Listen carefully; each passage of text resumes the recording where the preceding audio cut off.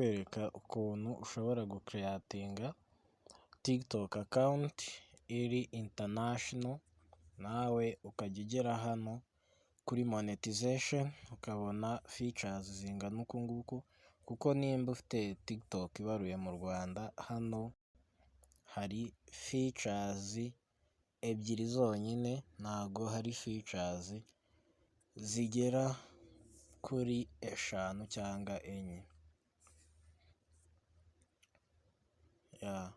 Ngiye kukwereka rero ukuntu wakora TikTok iri international ku buryo nawe wagira features zingana uku.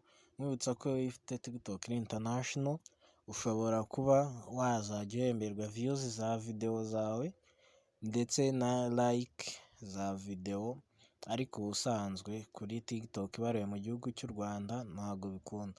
TikTok international account tuba tuvuga ni TikTok ibaruye muri bya bihugu bitandatu TikTok yemerewemo kuba monetization, nka United States of America, United Kingdom ndetse na French n'ibindi bitatu.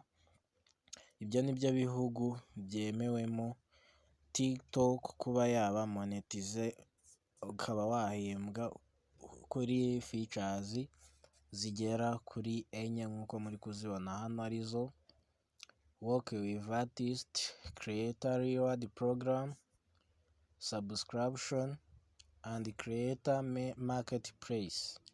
Zino zose ushobora kuba wazemberwaho mu gihe ufite TikTok international account. Rero kadusubire inyuma nkwereke ukuntu ushobora gukora TikTok international account bidasabye yuko uba uri muri ibyo bihugu by'amahanga, cyangwa se ngo ube ugiye ukoresheje VPN. No gukoresha VPN ni uburyo bushoboka, gusa none ngiye kukwereka ukuntu urayikora bitagusabye VPN, bitanagusabye kuba uri mu mahanga. Nkurikira step by step, nimba utarakora subscribe yikande, ubundi tuzajye dukomeza kubana. So uraza rero kuri profile yawe ukande hano hari uturongo dutatu, urahakanda hahite haza board mezuku TikTok studio, cyane n'igihe haba hari TikTok tool.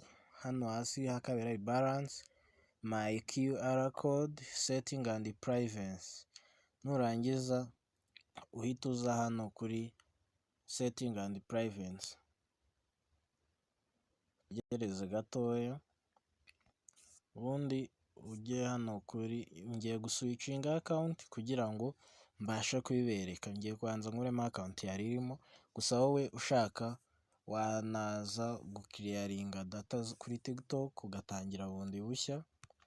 Mwibutsa ko kugira ngo bikunde urakoresha email utigeze ukoresha ubundi kuri TikTok. Bibaye byiza wa creating email nshyashya kugira bize gukunda. Nugera hano noneho urabona ahantu handitse Rwanda, hano ngira ngo mwese muri kuhabona. Nurangiza ukandeho tegereze by'loading, ubundi uze uhitemo igihugu ushaka kubaruramo account yawe mw'ibi bihugu byose, ukurikije bya bihugu TikTok yemerewemo kuba monetize.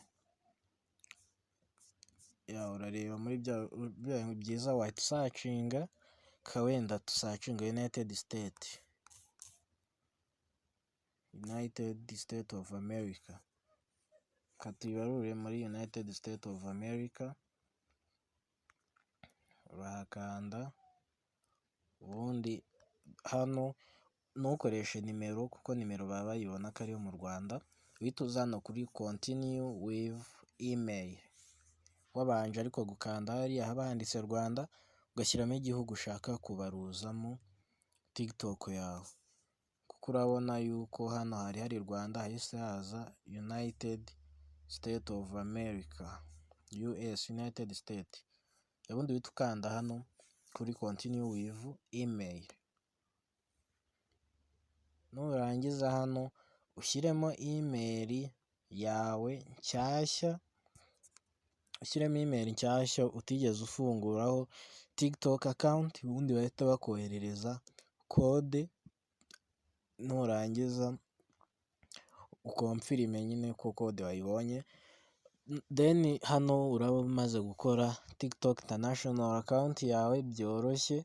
Ikindi urakora baragusaba kuverifayinga email, nayo uyiverifayinge, ubundi uba ukoze TikTok international account, nawe ujye mu bantu byestimatingwa yuko bashobora kuzarya kwano amafaranga ya TikTok.